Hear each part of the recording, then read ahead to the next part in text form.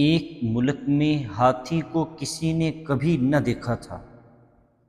وہاں ہاتھی کسی دور دراز ملک سے درآمد کیا گیا اور اس کو کسی تاریک گھر میں رکھا گیا جہاں آنکھوں سے وہ ہاتھی نظر نہ آتا تھا۔ تاریک گھر اور ہاتھی بھی سیاہ فام اور دیکھنے والوں کا ہجوم تھا۔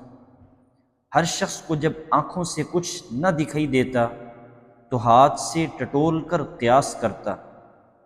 جس شخص کے ہاتھ میں جو حصہ ہوتا وہ عقل سے اسی پر دلیل اور قیاس کرتا۔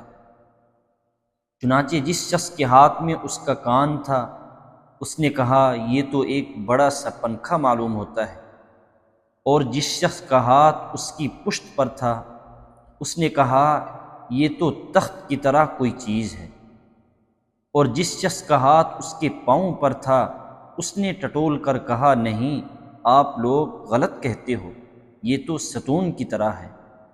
جس شخص کا ہاتھ اس کی سونڈ پر پڑا اس نے کہا یہ میری تحقیق میں تو پرنالے کی طرح ہے۔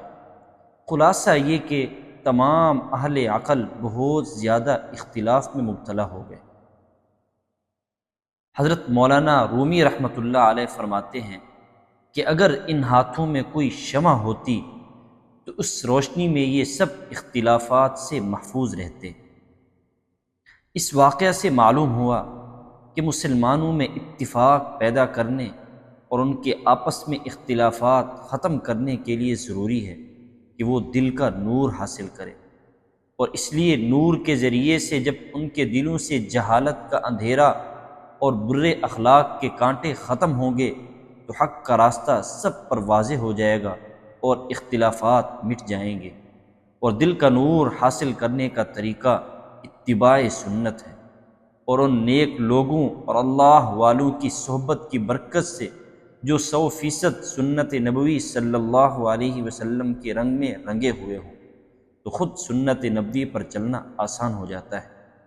اللہ تعالی ہمیں سمجھ نصیب فرمائے۔